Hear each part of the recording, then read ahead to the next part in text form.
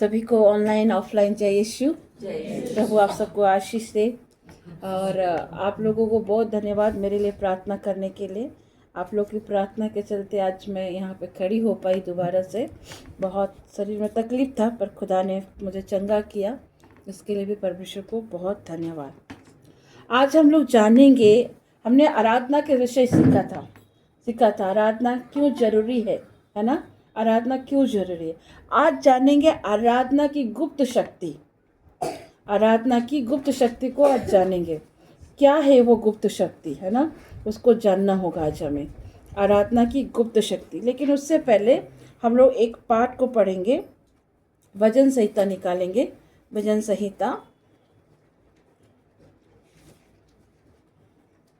और भजन संहिता 34 को हम लोग पहले कन्फ्यूज करेंगे सॉरी, पहले इसको हम लोग कन्फ्यूज करेंगे। अपना दाहिना हाथ उठाकर सब बोलेंगे मेरे पीछे, मैं हर समय यहोवा को धन्य कहा करूँगा, उसकी स्तुति निरंतर मेरे मुख से होते रहेगी। मैं यहोवा पर घमंड करूँगा, नम्र लोग यह सुनकर आनंदित होंगे। मेरे साथ यहोवा की बड़ाई करो और आओ हम मिलकर उसके नाम की स्तुति करें। मैं यहोवा के पास गया, तब उसने मेरी सुन ली और मुझे पूरी रीति से निर्भय किया। जिन्होंने उसकी ओर दृष्टि की उन्होंने ज्योति पाई, उनका मुंह कभी काला ना हो पाया। इस दिन जन ने पुकारा, तब यहोवा ने सुन लिया और उसको उसके सब कष्टों से छुड़ा लिया। यहोवा के डरवैयों के चारों ओर और उसका दूत छावनी किए हुए उनको बचाता है। परख कर देखो यहोवा कैसा भला है।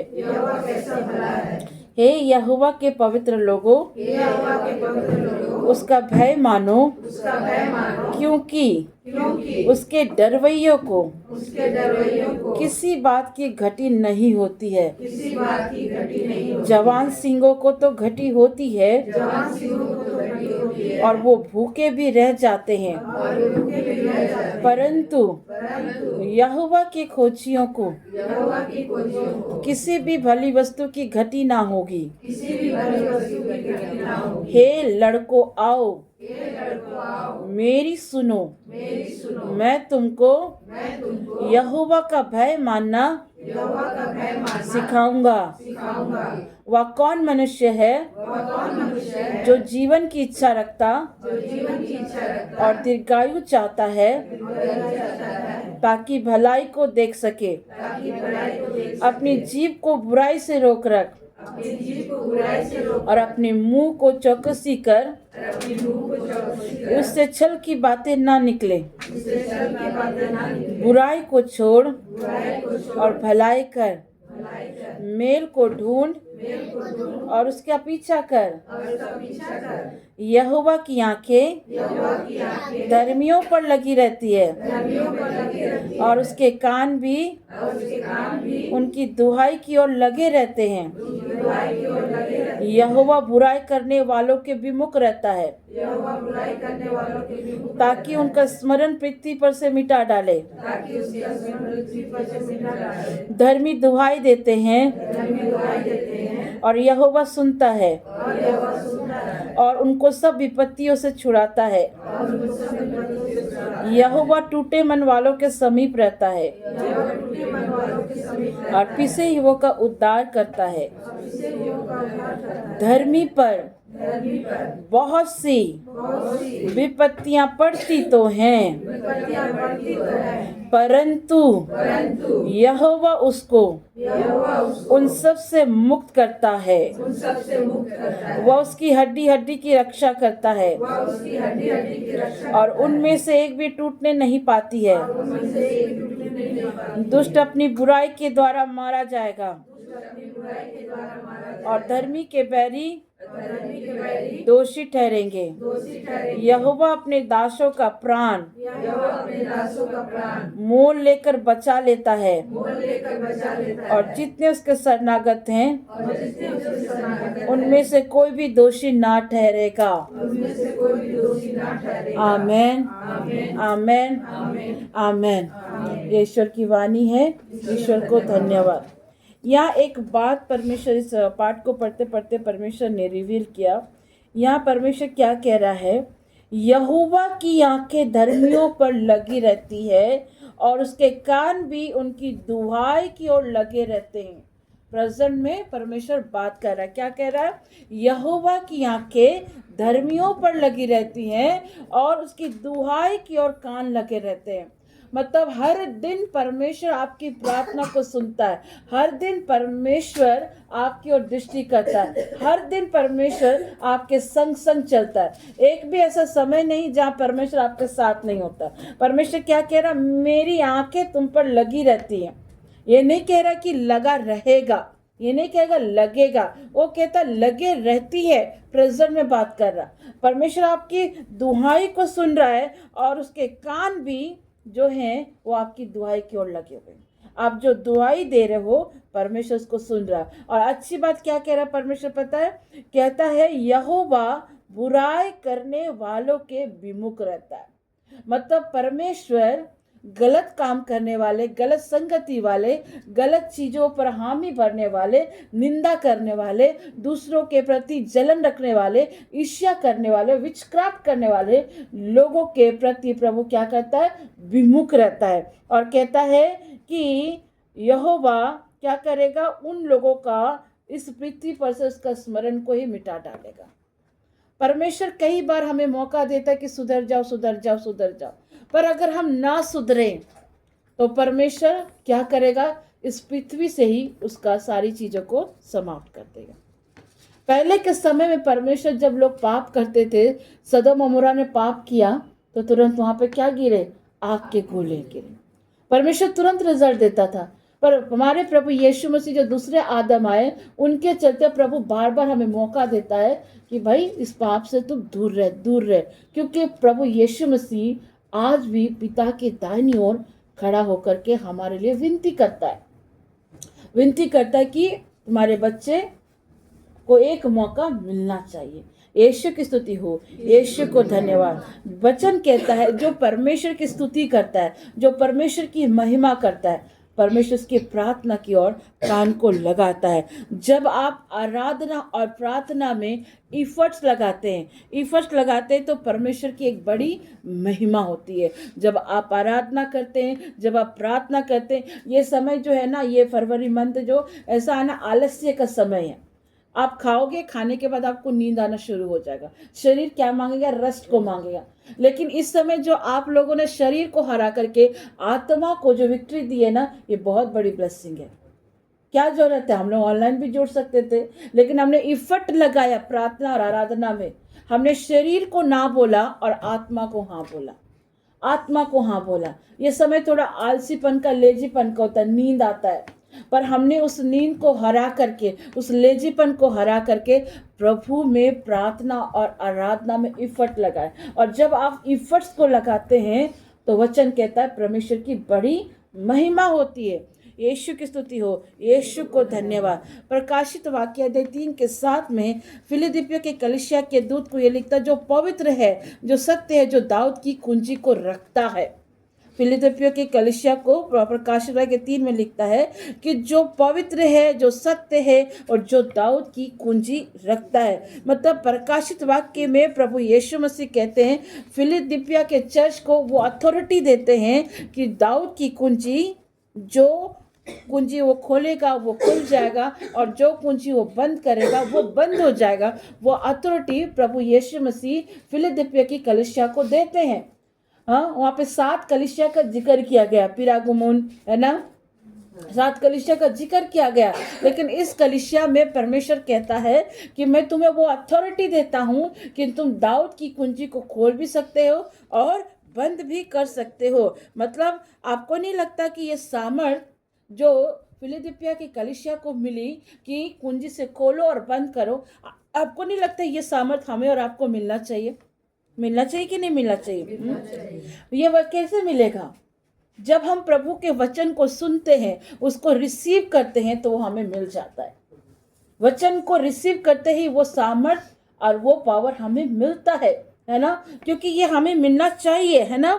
जो रिसीव करते उसको मिलता है, वो आपके जीवन में ताकत को, सामर्थ को उड़ेलती है। जब आप प्रभु के वचन को सुनते हैं, मनन करते हैं और उसको आप रिसीव करते, नहीं ये चंगाई का वचन मेरे लिए, मैं इसे रिसीव करती हूँ कि प्रभु के कोड़े खाने से, प्रभु के लहू बहाने से मुझे चंगाई प्राप्त हो रही, मैंने इसको रिसीव किया। आमीन। ये कुंजी है, एक कुंजी है। अगर आप कर्जे से जूझ रहे हैं और आप वचन प्रचार में सुन रहे हैं, प्रभु आपको कह रहा है कि तेरी सारी कमी घटी को वो स्वर्ग के झरोकों से पूरा करता है, तो आप अगर उस वचन को रिसीव करें तो ये आपके लिए वो कुंजी है कि आपने उस कुंजी को ले लिया। लेकिन कुंजी को लेने के बाद उसको खोलना भी तो पड़ेगा।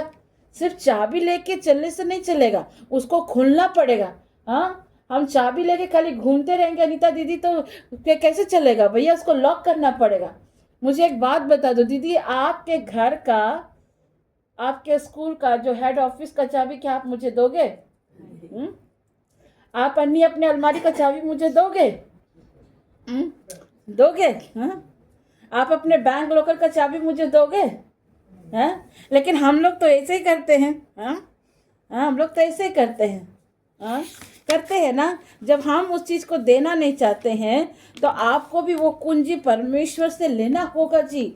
उस कुंजी को लेके जब आप दूसरों को आप देना नहीं चाहते तो उसको यूज़ तो आप ही को करना। अगर दीदी के ऑफिस को तो मैं नहीं खोल सकती, मैं तो नहीं खोल सकती है। सामूली भाभी खोल सकते क्या? आपके बैंक लॉकर को खोल सकते हैं? शोभा दीदी खोल सकते हैं? नहीं खोल सकते। जॉन भाई आपके घर का चाबी लॉक में यहाँ से खोल सकती हूँ क्या? नहीं खोल सकते, नहीं खोल सकते। तो वो कुंजी जो आपको मिला वो आप ही खोलेंगे ना, मैं थोड़ी खोलूंगी, है? पर वो ताला कौन लगाएगा? सिस्टर ज्योति की आप लगाएंगे? हैं? आप ही को लगाना होगा। अगर आप मुझे दे देंगे भैया कब कौन चोर घुस गया, क्या मतलब है? कब कौन चोर घुस गया, आपके बैंक का सारा अमाउंट चोरी है, घर का सामान चोरी हो गया, हाँ? कोई अपना पर्सनल चीज नहीं देने खोजेगा। यही है आपके जीवन का कुंजी, जो आपने वचन को सुना, उसको रिसीव करके अपने जीवन में इसमें लॉक करो। परमेश्वर ने तुझे खोलने का भी अधिकार दिया और तुम्हें बंद करने का भी अधिकार दिया है। प्रभु यीशु मसीह, जो फारसी लोग थे ना, वो हर मीटिंग में आते थे। फारसी और सदुकी लोग प्रभु यीशु मसीह के हर मीटिंग में आते थे, लेकिन वो कुछ भी नहीं प्राप्त कर पाते थे।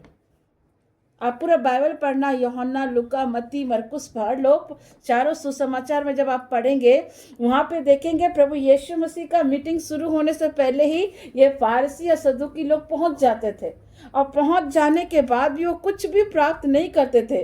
कारण क्या है? ये रिसीव तो करते, कुछ लोग रिसीव तो करते लेकिन उसको फॉलो नहीं करते। कुछ लोग वचन को तो सुनते हैं लेकिन उसको फॉलो नहीं करते हैं, फॉलो नहीं करते हैं। सिर्फ सुनने से नहीं होगा, आपको फॉलो भी करना पड़ेगा, आपको फॉलो भी करना पड़ेगा। और कुछ लोग फॉलो अगर करते तो उसको एक्सप्रेस नहीं कर पाते हैं, उसको बयान नहीं कर पाते हैं। हाँ जी, हाँ। लेकिन जक्कई को देखो, सदुकी फारसी आते थे प्रभु के मीटिंग से पहले आते थे, लेकिन वो कुछ भी रिसीव नहीं करते थे। लेकिन जक्कई को देखो, जो लोगों के नज़र में बड़ा विधर्मी था ना, जक्कई नाटा सा था, विधर्मी था। क्यों था? क्योंकि वो टैक्स लेता था, हद से ज़्यादा टैक्स लेता था। लेकिन इसी विधर्मी के ऊपर प्रभु की नजर गई। इतने आते थे, धर्म गुरु सब बैठते थे वहाँ पर, बड़े बड़े पैरिस्ट सब आते थे, सब आते थे, लेकिन वो कुछ भी यीशु से प्राप्त नहीं कर पा रहे थे, कुछ भी नहीं पा रहे थे। लेकिन विधर्मी जक्कई, जो दुनिया के नज़र में एक पापी था, दुनिया के नज़र में एक चुंगी लेना वाला व्यक्ति था, उसने प्रभु को पा लिया, उसने प्रभु को पा लिया। हाँ, क्यों? क्योंकि वो परमेश्वर के वचन को सुना, उसको दिल में इच्छा हुई कि मैं यीशु को देखूंगा। लोग उससे कहते होंगे ये नाटा है, ये टैक्स लेता है, ये चुंगी लेता है, क्या क्या नहीं लेता, कितना कुछ उसको बोलता होगा। लेकिन भैया वो विधर्मी के मन में उत्पन्न हुआ कि मैं प्रभु को देखूंगा, और गुलेर पेड़ पर वो चढ़ गया और प्रभु की नजर उसी पर पड़ी। दुनिया की भीड़ से प्रभु ने आपको अलग करके रखा है। कितने आए कितने गए, आप वहीं बने रहे। यीशु की स्तुति हो, यीशु को धन्यवाद। हाँ, देख लो, एक बच्चा जो प्रभु के पास क्या लाया था, 2 रोटी और 5 मछली, और उसने प्रभु से कितना पाया, 12 टोकरी। आप प्रभु को कुछ देंगे तो आप खाली हाथ नहीं लौटेंगे, प्रभु उसको दुगना भरकर ही देगा। यीशु की स्तुति हो, यीशु को महिमा मिले। हाँ, आज परमेश्वर चाहता है कि डॉली तुम अपना जीवन को और प्रभु में समर्पित करो। आज परमेश्वर चाहता है अनीता और प्रभु में समर्पित करो। आज परमेश्वर चाहता है सुमन दी और थोड़ा सा इफर्ट लगा लो, और थोड़ा सा फास्टिंग कर लो, उपवास में चले जाओ, इफर्ट लगाओ। परमेश्वर चाहता है यही बेटे। जब हम इफर्ट को लगाते हैं तो हमारे हर बिगड़े काम, हर बंधन को परमेश्वर तोड़ देता है, क्योंकि वो बंधनों को तोड़ने वाला नासरत का नासरी है। यीशु की स्तुति हो, यीशु को धन्यवाद। क्यों आज परमेश्वर पुराने लोगों को इस्तेमाल नहीं कर पा रहा है? क्यों पुराने लोगों को परमेश्वर यूज नहीं कर रहा है? क्यों? कभी सोचते हैं? क्योंकि कहीं ना कहीं उनको अपना ही घमंड है, अपना ही घमंड है। पुराने लोगों को लगता है हम बहुत बाइबल वचन जानते हैं, हम सारी चीज़ों को कर सकते हैं, सब कुछ कर सकते हैं। लगता है पुराने लोगों को, ये लगता है ये चीज़ें हम सब कुछ, वो अपने घमंड में जी रहे। लेकिन भैया अब तुम घमंड में चलोगे तो कोई भी चीज़ें पूरी नहीं होंगी, क्योंकि लिखा है, परमेश्वर का वचन कहता है, परमेश्वर घमंडियों का सामना करता है, घमंड का सामना करता है। हाँ, घमंड का सामना करता है। आप किस बात का घमंड कर रहे हैं? हाँ, पुराने लोग, बहुत से ऐसे लोग हैं, हम इतना जोड़ दिए, इतना कर दिए, सब कर लिया, लेकिन आप बने कहाँ रहे? आप बने कहाँ रहे? इतना लोगों को जोड़ दिए, हमारे चलते चल रहा है, सब कुछ चल रहा है, लेकिन आप बने कहाँ रहे? घमंड। घमंड, घमंड क्या है ना, इंसान को तोड़ देता है, और परमेश्वर घमंड को नहीं पसंद करता है। हाँ, घमंड को नहीं पसंद करता है। हाँ, यीशु की स्तुति हो, यीशु को धन्यवाद। जो परमेश्वर के वचन में लिखा है वो पूरा होकर रहेगा। जो परमेश्वर ने अगर अन्य वायदा किया ना, इस दिसंबर आपको घर देने का, तो अनीता दीदी, सुमन दीदी और अन्य लिख लो, इस दिसंबर तुम्हारा घर तुम्हारे हाथ पर होगा। आमेन। उस कुंजी को रिसीव कर लो, उस कुंजी को रिसीव कर लो। यस डैडी, आई बिलीव कि आपने मुझे दे दिया है। यीशु की स्तुति हो, यीशु को धन्यवाद, क्योंकि वचन कहता है तुम्हारे अंदर एक योद्धा है, तुम्हारे अंदर एक योद्धा है। तुम किसके योद्धा हो? सेनाओं के यहोवा। हाँ, तुम्हारा परमेश्वर क्या है? कमांडर है, और तुम उसके पीछे चलते हो। अगर कमांडर ने बोला कि वो बॉर्डर जीतना है तो जीतना है, मर भी जाए लेकिन सर ना झुकाएं। हाँ, परमेश्वर का वचन कहता है।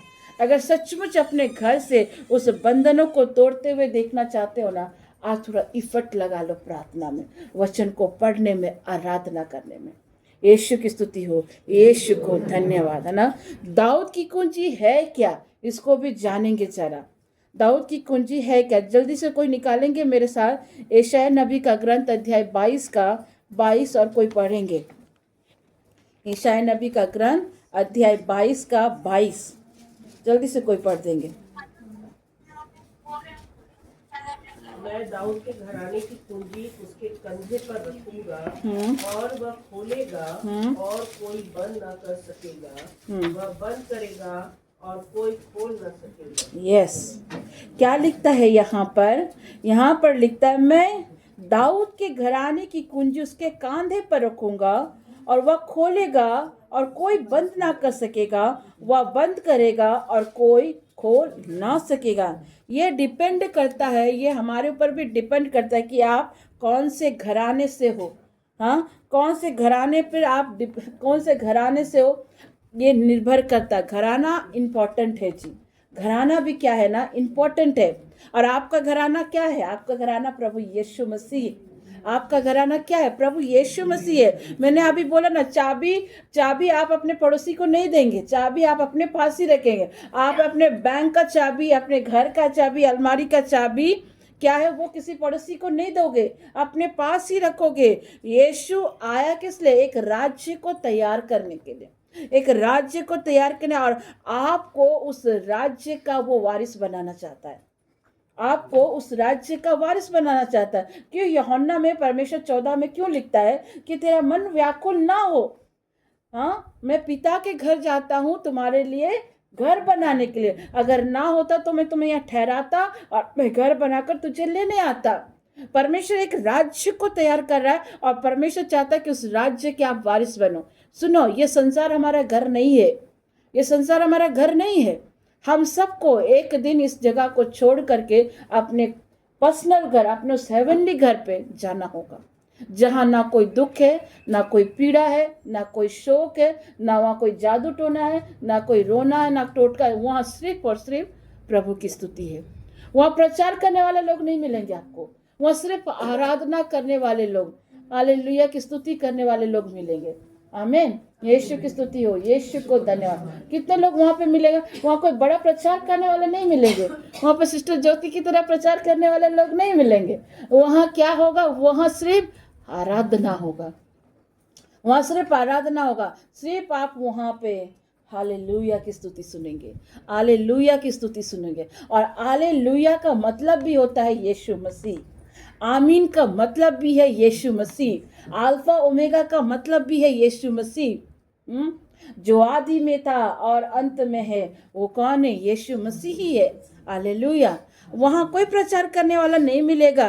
यीशु का घराना राजस्वी था, रॉयल्टी था, रॉयल ब्लड प्रभु के अंदर है। और वो रॉयल ब्लड अभी मेरे और आपके अंदर है, मेरे और आपके अंदर है। हम लोग उस राजा के घराने से बिलोंग करते हैं। जब हम प्रभु यीशु मसीह को अपना पिता करके, उद्धारकर्ता करके स्वीकार करते हैं, तो हम उस राजस्वी, उस घराने पर चले जाते हैं। और हमारा अगर पिता राजा है तो हम क्या हैं? उसकी प्रिंसेस हैं। वो राजस्व घराना के, और आप उस घराने के हैं, तो उस घराने को आप रिप्रेजेंट करते हैं। आपको देखकर कोई ये नहीं बोलेगा कि भैया तू वो हो, आपको देखकर बोलेगा तू मसीह है। आप क्राइस्ट को रिप्रेजेंट कर रहे हैं, आप क्राइस्ट को। ये नहीं बोलेगा कि तू तमिल है, तू आदिवासी है, तू बंगाली है, नहीं। ये बोलेगा ये यीशु को मानने वाली है। आप यीशु को रिप्रेजेंट करते हैं, आप जीसस को रिप्रेजेंट करते हैं, आप उसके घराने से। ये नहीं बोलेगा कि भैया तुम आदिवासी उरांव हो, तिरकी हो, सरना हो, ये नहीं बोलेगा। वो बोलेगा तुम यीशु को प्रेजेंट करने वाले उसके घराने से हो। अगर हम देखें, अगर हम और आप इस बात को सोचें, तो क्या हम उस योग्य हैं? क्या हम उस योग्य हैं या योग्य थे? लेकिन यहोवा परमेश्वर ने अपने बेटे यीशु को दे करके हमें वो दे दिया, हमें वो दे दिया। रूत ने, आप सभी रूत को जानते हैं ना? रूत को जानते हैं कि नहीं? रूत एक मोआबिन स्त्री थी, व्यभिचार कंट्री से थी, लेकिन उसने निर्णय लिया कि नोआमी से कहा तेरा परमेश्वर मेरा परमेश्वर होगा, तेरे लोग मेरे लोग होंगे। उसके निर्णय ने उसके लिए रास्ते को खोल दिया। उसने जो निर्णय लिया कि नहीं भैया सासू माँ मैं तुझे छोड़कर नहीं जाऊंगी। लेकिन आज के लोग सासू माँ को बोलते भैया सासू माँ ससुर अलग हो जाओ, हम पति पत्नी एक रहेंगे। अपने सास को रखना ही नहीं चाहते। क्या अम्मा ठीक बोल रहे ना? अम्मा सर जिला रहे। हाँ अम्मा इससे कहा, हमारी भाभी तो रखी है साथ में। हालेलुया, यीशु की स्तुति है। नहीं, सच में हमारी लिशिबा ब्लेसेड है, वो अपने सास की सेवा भी करती है, देखभाल भी करती है। लेकिन ऐसे बहुत से परिवार हैं जो अपने सास ससुर को साथ में रखना नहीं चाहते। बूढ़े हो जाने के बाद भैया तू निकल जा वाली सिस्टम हो जाता है, विधवा आश्रम, ओल्ड एज आश्रम में छोड़ देते हैं। लेकिन यहाँ रूत से हम एक चीज़ को सीखते हैं। रूत ने बोला तू मुझे दूसरा विवाह करने के लिए फोर्स ना कर, मुझे अपने घराने में जाने के लिए लौटने के ना कर। बेचारी नोआमी बोलती देख रूत, मेरे पास अब वो ताकत नहीं रहा कि मैं एक और पुत्र जनूं और उससे मैं तेरा विवाह कराऊं। अगर मैं जनती भी हूं तो वो कब तुम्हारा लेवल पे आते थे, वो तुम्हारी उम्र ढल जाएगी। इससे अच्छा होगा कि रूत तो अपने घराने को चला जा। रूत कहती नहीं नहीं नहीं नहीं, नोआमी मुझे लौटने की बात ना कहे, मैं तेरी सेवा करूंगी, तेरे लोग मेरे लोग कहलाएंगे, तेरा परमेश्वर मेरा परमेश्वर कहलाएगा। उसके इस निर्णय ने उसके लिए रास्ता खोल दिया। आपका एक निर्णय आपके लिए रास्ता खोलता है। तूफान कितना भी हो, लेकिन आपने निर्णय लिया नहीं भैया मुझको फास्टिंग करनी है, नहीं भैया मुझको प्रार्थना में बैठना है, नहीं भैया मुझको वचन सुनना है, आपने जो निर्णय ले लिया, कितना भी कठिन परिस्थिति क्यों ना हो, परमेश्वर आपके लिए उस रास्ते को खोल देता है, खोलता है। परमेश्वर आपके निर्णयों को भी ध्यान से सुनता है। अभी हमने पढ़ा ना भजन संहिता 34 में कि प्रभु की आंखें धर्मियों पर लगी रहती है और उसके कान उसकी दुहाई की ओर लगे रहते हैं। कठिन परिस्थिति में किसी आबा बाबा टाबा के पास मत चले जाना। कठिन परिस्थिति में बच्चा नहीं हो रहा है या परिवार में शांति नहीं है, कर्जा है, बीमारी है, भैया किसी आबा टाबा के पास मत चले जाना। एक शैतान दूसरे शैतान को कभी नहीं निकाल सकता। एक दुश्मन दूसरे दुश्मन का कभी दुश्मन नहीं होगा, उसका दोस्ती बनेगा। बहन जी इस बात को समझो, इस बात को समझना है। यीशु की स्तुति हो, यीशु को धन्यवाद, है ना। इस बातों को समझना पड़ेगा। हालेलुया, है ना। रूत का निर्णय उसके लिए रास्ता खोल देता है। और रूत के तीसरी पीढ़ी से कौन पैदा हुआ? रूत के तीसरी पीढ़ी से यस दाऊद पैदा हुआ। दाऊद के घराने से प्रभु यीशु मसीह आए। हाँ, रूत के तीसरी पीढ़ी से कौन पैदा हुआ? हाँ, दाऊद पैदा हुआ। कोई भी उस टाइम ये नहीं जान पा रहा था कि रूत जो मोआबिन स्त्री है, परमेश्वर उसको चुन सकता है। कभी भी अनीता दीदी ने नहीं सोचा होगा कि एक टाइम वो एस्तर की सेवा करेगी, उसने कभी नहीं सोचा था। उसको लगता था वह स्कूल जाएगी, बच्चे को देखेगी, पति को देखेगी, यही उसका था। अन्नी को लगता था बस घर में रहेंगे, खाना बनाएंगे, बच्चों को वीडियो कॉल करेंगे, पति की सेवा करेंगे। लेकिन उसको नहीं पता था कि परमेश्वर उसके लिए एक रास्ता खोल के रखा है कि उसको आराधना करना है, उसको दुआ करना है। एक समय प्रभु ने रखा है। इसीलिए वचन कहता है कि तुमने प्रभु को नहीं चुना, प्रभु ने तुम्हें चुना है। ये मत बोलना कि भैया 80 साल की हो गई मैं कुछ नहीं कर सकती। ना जी, 80 साल में परमेश्वर ने यूसुफ को बुलाया था। जो हमारे भाई बहन लोग कहते हैं 45 के बाद अब तो मेरा कुछ नहीं हो सकता, तुम लोग संभाल लेना, तुम लोग संभाल लेना। बोला भैया यूसुफ मेरा मित्र से मिल लो। 80 साल की उम्र में प्रभु ने उसे बुलाया। 80 साल की उम्र पर उसने कई एक युद्ध जीते हैं। 80 साल के युद्ध में कई एक युद्ध जीते। जो बोलते हमसे ना हो पाएगा, वो कभी अपनी बहन सारा से मिल ले, बहन यूसिबा से मिल ले। इतने बुढ़ापे में परमेश्वर ने उनको बच्चा दे दिया है। हमारा परमेश्वर साइंस को ही फेल कर देता है। परमेश्वर ने कहता है तुमने मुझे नहीं चुना, मैंने तुम्हें चुना। लेकिन परमेश्वर जानता है कि उसकी बेटे और बेटी को किस वक्त उसको इस्तेमाल करना है। आपके सोचने विचारने से भी नहीं, वो समय परमेश्वर लाता है और उस समय पे प्रभु आपको चुनता है। जैसे हमने पढ़ा था सबोपदेशक में, हर एक चीज का एक समय होता है और वो सारी समय की बातें, सारी घटनाएं वो परमेश्वर के नजर में ऑलरेडी हो चुकी है। आप उसमें बस यात्रा कर रहे हैं। यहाँ पर आना, वचन को सुनना, इस तरह से जुड़ना, यह आपकी इच्छा नहीं थी, यह आपकी मर्जी नहीं थी, ये परमेश्वर की इच्छा थी। और ये सब बातों में पहले से वो प्रभु के नजर में हो चुका है, वो ईश्वर के नजर में हो चुका है। शबोपदेशक अध्याय के 5 और 8 में अगर आप पढ़ेंगे तो वहाँ वचन कहता है कि वे ऑलरेडी हो चुके हैं। हर वो घटना जो घटने वाली है वो ईश्वर के नजर में हो चुकी है। एस्तर का जो प्रार्थना है, ये सिस्टर ज्योति का नहीं है, ये सिस्टर अनीता का नहीं है, सिस्टर डॉली का नहीं है। ये प्रार्थना ईश्वर जीसस क्राइस्ट का है। हमने थोड़ी बनाया है, इसे प्रभु ने बनाया, प्रभु ने बनाया। और प्रभु जानता है इसको कब और कैसे इस्तेमाल करना।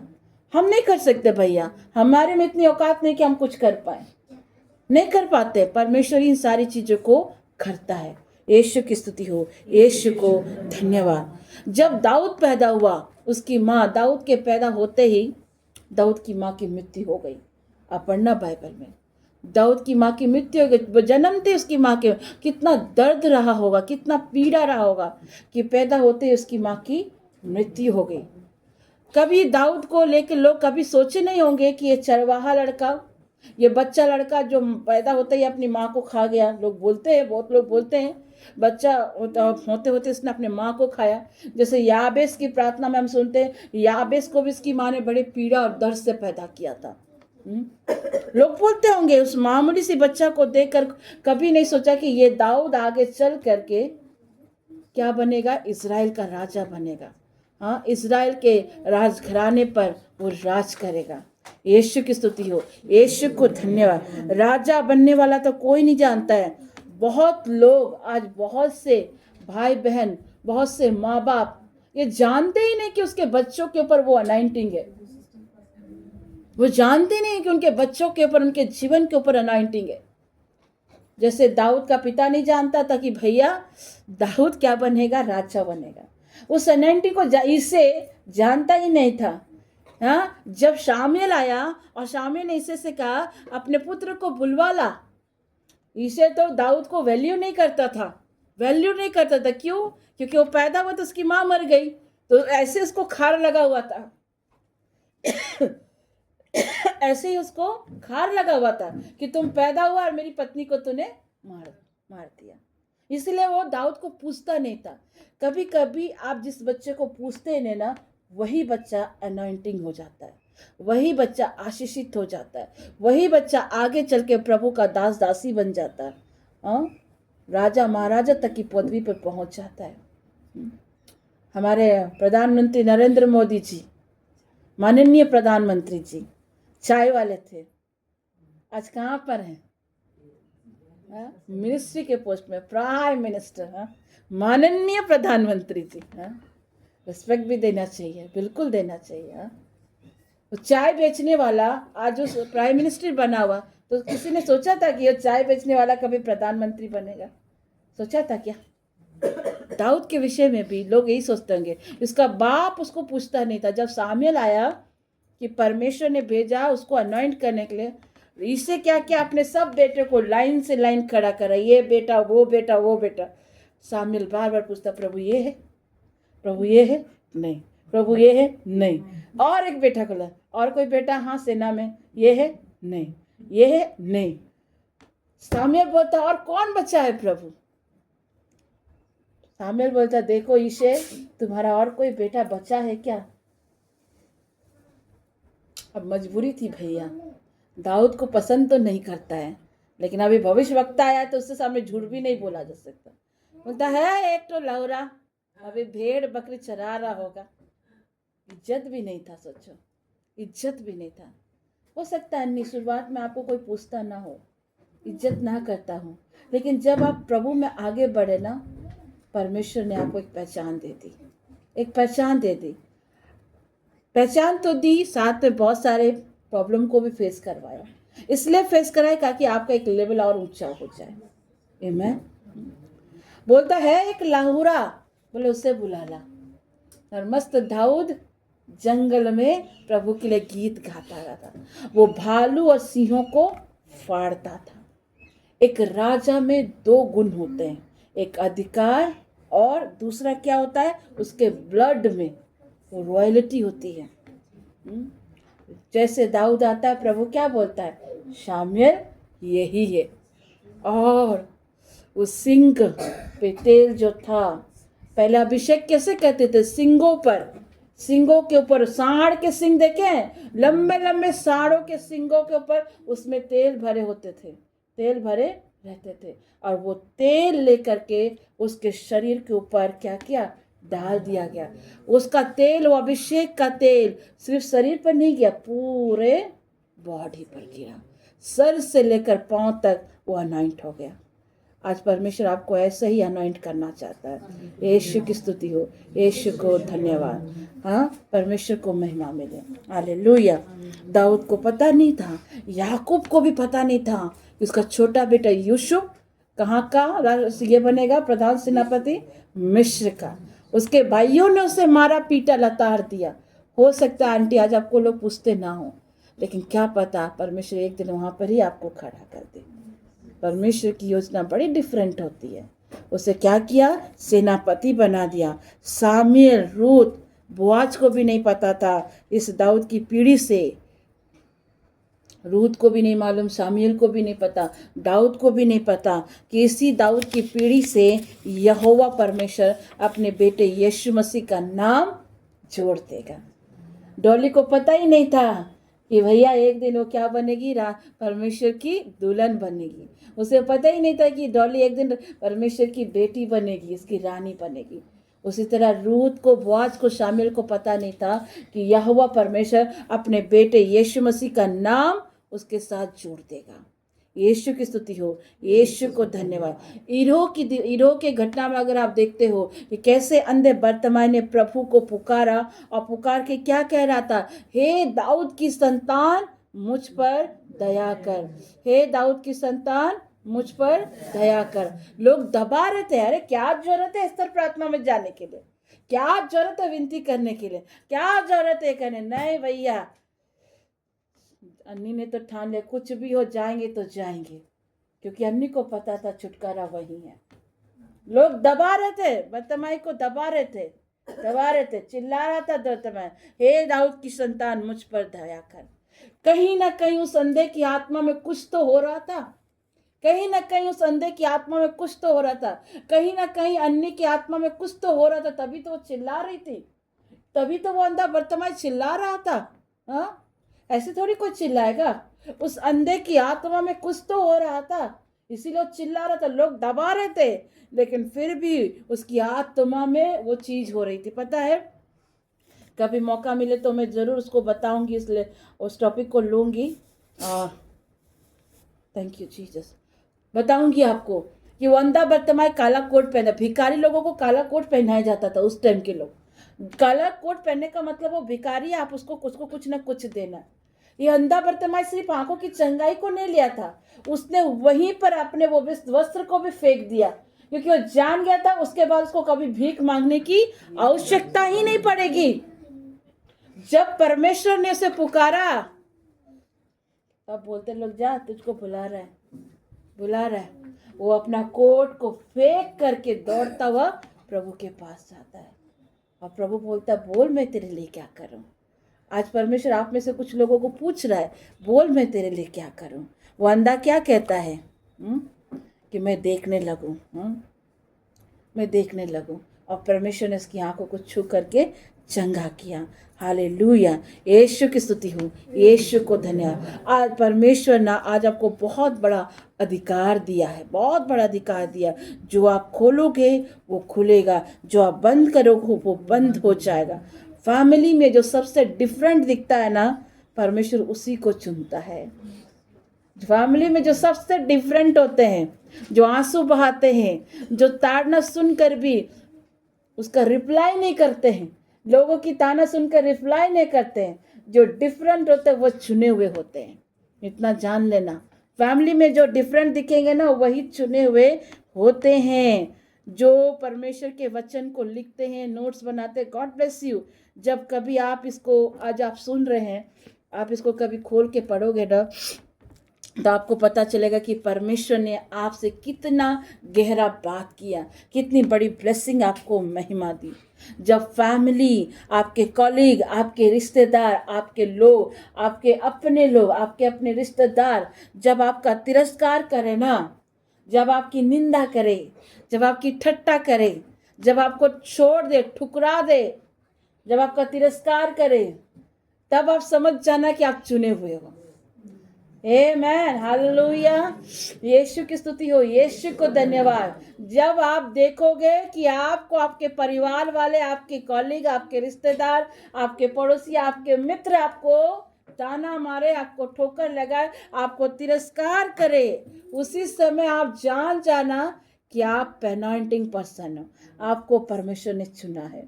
यीशु की स्तुति हो, यीशु को धन्यवाद, हालेलुया। यही है पहला वो पॉइंट, जब आप जान पाएंगे कि आप चुने हुए वो बेटी, वो बेटा, वो माँ है जिसको प्रभु ने चुना है।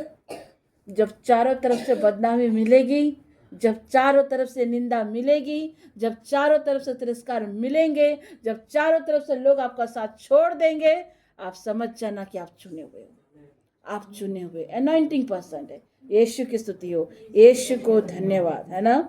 आप जानते हैं मती जो था वो चुंगी लेने वाला व्यक्ति था। हाँ, और चुंगी लेने के चलते वो क्या था, उसको लोग पसंद नहीं करते थे। मती 1 से 18 में देखेंगे तो वह वंशावली लिखा हुआ, और सारे नाम में आप देखेंगे कि उसमें यीशु लिखा हुआ है। मती यहूदिया पर वो चुंगी लेने वाला व्यक्ति था, और मती के लोग मती को पसंद नहीं करते थे। क्यों पसंद नहीं करते थे? क्योंकि मती क्या करता था? टैक्स काटता था, चुंगी लेता था, इसलिए उसके फैमिली वाले भी इसको पसंद नहीं करते थे मती को पसंद। लोग भी इसे पसंद नहीं करते थे। मैं विश्वास करती कि प्रभु 30 साल उस सड़क पर चले फिरे, लेकिन कभी भी 30 साल जो प्रभु सड़क पर चले फिरे होंगे, मती प्रभु को देखता होगा, प्रभु भी मती को देखता होगा, लेकिन तुरंत मती को प्रभु ने क्यों नहीं बुलाया? पता है क्यों?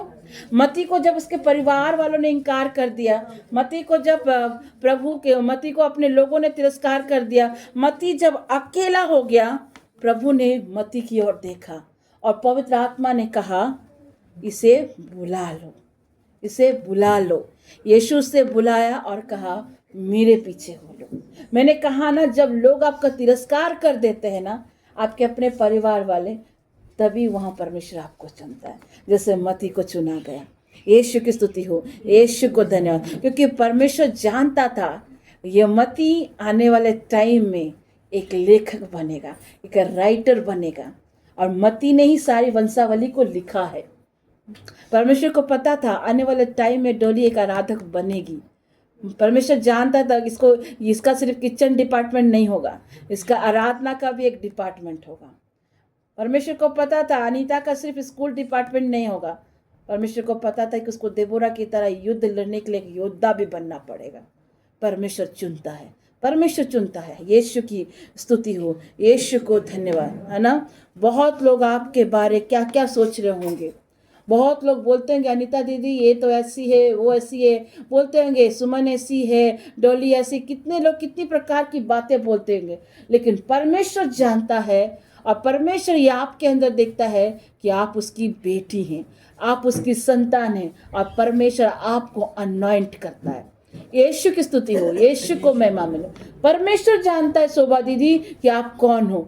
परमेश्वर लोग आपके विषय क्या कहता है, परमेश्वर को फर्क नहीं पड़ता। परमेश्वर ये देखता है कि शोभा मेरे लिए कितनी प्यासी है, शोभा मेरे लिए कितनी प्यासी है। परमेश्वर के वचन को सुनने के लिए जेनी मेरे लिए कितनी प्यासी है। हमारी जेनी दीदी जो दिल्ली में रहती है, वो ड्यूटी आवर पर भी प्रभु के वचन को सुनती है। कभी कभी उनको मौका मिलता तो कैमरा ऑन करती, कभी मौका नहीं मिलता तो ऑफ करती, लेकिन वो एक भी दिन प्रार्थना को मिस नहीं करती, एक भी दिन नहीं। वो उतने दूर होकर प्रार्थना को इतना वैल्यू देती।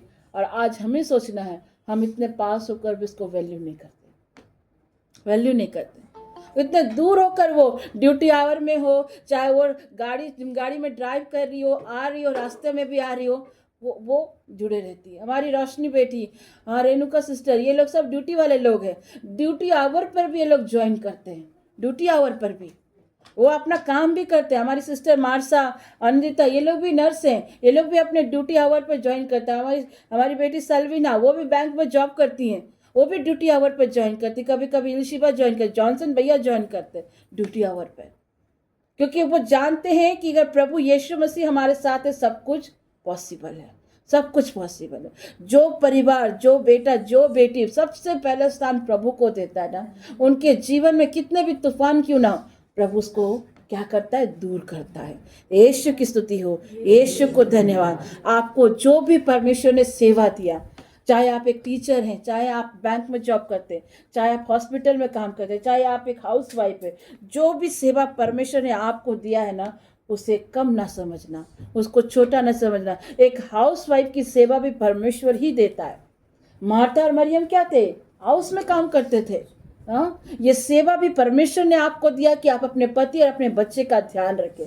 आज बहुत से ऐसे परिवार है जो अपने पति, अपने बच्चों का ख्याल नहीं रखते, लेकिन हम आशीषित हैं कि प्रभु ने हमें वो मौका दिया कि हम अपने बच्चों की भी सेवा कर रहे हैं। ये सेवा को कभी भी तुच्छ ना समझना, ये प्रभु की ओर से आपको मिला हुआ सेवा है। यीशु की स्तुति हो, यीशु को धन्यवाद। दाऊद की कुंजी जो है, दाऊद की कुंजी का पहला पर्पस क्या पता है? नॉर्मल राज्य से हटा करके आपको स्वर्ग के राज्य में एंटर करवाना। दाऊद के कुंजी का पहला पर्पस, पहला उद्देश्य यही है कि नॉर्मल राज्य से हटा करके आपको स्वर्ग के राज्य में सेट करना। लेकिन कुछ लोग जो है इसे समझना ही नहीं चाहते, कुछ लोग जो है इसको समझना ही नहीं चाहते, और शैतान उसको उलझा करके रख देता है। शैतान उसको, हाँ प्रार्थना करना मेरा काम थोड़ी है, प्रार्थना करना तो पैरिस्ट का काम है, पास्टर का काम है, सिस्टर ज्योति का काम है, डॉली का काम है, अनिता दीदी का काम है, हमारा काम थोड़ी है प्रार्थना करना। उलझा देता है। वचन पढ़ना फादर का काम है, पास्टर का काम है, हमारा थोड़ी है। उलझा दे रहा शैतान। और परमेश्वर चाहता है कि तू वचन को पढ़, प्रार्थना कर, तभी तो तू मेरे राज्य का वारिस कहलाएगा। हाँ, लेकिन शैतान उलझा देता है। इसलिए हम ना वचन को पढ़ते हैं, ना चर्च जाते, ना मिसा करते हैं, ना हम लोग किसी चीज में भागी लेते हैं। हाँ, दाऊद जो था राजा होने से पहले क्या था? एक चरवाहा था। आप सभी जानते, चरवाहा था। दाऊद शेर और भालू को मार डालता था। उसके अंदर राजा का खून था, राजा का खून, राजा का खून, अभिषेक और अधिकार। आपके अंदर वो चीज है, आपके अंदर वो शेरों को मारने की ताकत है, क्योंकि आपके अंदर क्या है? जीसस का रॉयल ब्लड है आपके अंदर। वो रॉयल ब्लड आपके अंदर है जी। और जब ये ब्लड आता है ना आपके अंदर, सबसे पहले तो वो आपको शैतान को मारने का ताकत देता है, और दूसरी तरफ आपको हम्बल भी बनाता है, आपको नम्र भी बनाता है। हाँ, नम्र भी बनाता है, कुप्पी इंसान बनाता है। सिंह कौन बनाता है? परमेश्वर बनाता है। कुप्पी इंसान बनाते हैं, सिंह इंसान कभी नहीं बना सकते, नहीं बना सकते। सिंह सिंह कौन बनाता? प्रभु बनाता है जी। हाँ, दाऊद परमेश्वर के राज्य को दिखाता है। दाऊद जो है वो परमेश्वर के राज्य को दिखाता है। एक दिन आएगा जब आप दाऊद के गोत्र में गिने जाओगे। आमेन। यीशु की स्तुति हो, यीशु को धन्यवाद। आपके शत्रु कितने भी आपको तंग क्यों ना करे, आपके पैरों के नीचे ही उसे होना होगा। आपके शत्रु कितने भी बलवंत क्यों ना हो, अनिता दीदी, आनंद मसीह कुछ भी कर ले, आपके शत्रु कितने भी बलवंत क्यों ना, कितने भी हरे हरे नोट खिला दे, कितने भी हरी हरी गड्डियां दे दे भैया, कुछ भी दे दे, वो वाद में परमेश्वर कहता है उसे तेरे पैर के नीचे कुचलना पड़ेगा। वो परमेश्वर कहता है वो पत्थर उसे कुचल डालेगा। दाऊद ने क्या किया था? एक छोटे से पत्थर के द्वारा गोलियत को मार डाला था, और कोने का पत्थर क्या हो गया? जीवित चट्टान बन गया। वो स्टोन, वो वचन है। जिस चट्टान पर घर बनाया जाता है उसकी नींव कभी डोली नहीं जाती है, और जो घर बालू पर बनाया जाता है वो गिर जाता है। तो आपकी चट्टान कौन है? प्रभु यीशु मसीह। उस चट्टान पर घर बनाओ, उसके वचन को पकड़ो, उसके कलाम पाक को पकड़ो। वो वचन अगर आपके साथ है, सच कहती हूँ आपका शत्रु पैरों के नीचे हो जाएगा। रोमियो की पत्री अध्याय 16 के 20 में क्या लिखा है? परमेश्वर शीघ्र ही शैतान को तुम्हारे पांव के नीचे कुचलवा देगा। लिखा है ना? ये वचन लिखा है कि नहीं लिखा है? कि मैं कोई गलत वचन बोल रही हूँ? लिखा है ना? परमेश्वर ने क्या किया? परमेश्वर शैतान को शीघ्र ही तेरे पांव के नीचे कुचल देगा। अंकित सेजवान की मिनिस्ट्री में ये गाना बहुत फेमस हुआ था। शैतान की खोपड़ी मेरे पाँव के नीचे, शैतान की खोपड़ी मेरे पाँव के नीचे, शैतान की खोपड़ी मेरे पाँव के नीचे, नीचे नीचे नीचे नीचे नीचे नीचे, शैतान की खोपड़ी मेरे पाँव के नीचे। तो वो खोपड़ी नीचे ही जाएगी, चाहे कितना भी वो बुद्धि क्यों ना लगा दे। बाद में उसको परमेश्वर क्या करेगा? नीचे कर देगा। वो समय आता है जब उसका राज्य प्रभु समाप्त कर देगा। सारे शत्रुओं को मार दिया, बस एक ही बचा जो पानी से निकलने वाला है। जब परमेश्वर आएगा तो इब्लिस को परमेश्वर खत्म कर देगा। उस समय आता है। तो आज परमेश्वर का वचन हमें सिखाता है, डियर पीपल ऑफ गॉड, ये मायने रखता है फर्स्ट पॉइंट कि आप उसके घराने को रिप्रेजेंट करते हैं। दूसरा, आपको वचन सिखाता है कि आपकी परिस्थिति कुछ भी हो, अगर आपको लोग तिरस्कार कर रहे हैं, आप समझ जाना आप एक अनॉइंटिंग पर्सन हैं। दूसरी बात, आपके अंदर रॉयल ब्लड है, आपके अंदर वो सामर्थ्य है कि आप शैतान को कुचल सके, क्योंकि प्रभु ने दाऊद की कुंजी आपको दे दी है। और दाऊद की कुंजी क्या कहती है सिल्वी? जो तुम खोलोगी वो स्वर्ग में खुलेगा, और जो तुम बांधोगी वो पृथ्वी पर बन जाएगा। हाँ, वो अथॉरिटी, वो चाबी परमेश्वर ने आपको दे दी है। मैं आशा करती हूँ कि आज के सरमन से और वचन से आपने कुछ सीखा होगा। ये 3 बातों को हमेशा याद रखना कि आप उस राजा के घराने से बिलोंग करते हो। दूसरा, आपके अंदर रॉयल ब्लड है। तीसरा, आपके पास कुंजी है। और चौथा, अगर आपका तिरस्कार हो रहा है तो आप समझ जाना आप क्या हो? अनॉइंटिंग पर्सन हो, अभिषेक में जाने वाले हो। और परमेश्वर आपके लेवल को क्या करेगा? एक लेवल ऊंचा करेगा। यीशु की स्तुति हो। यीशु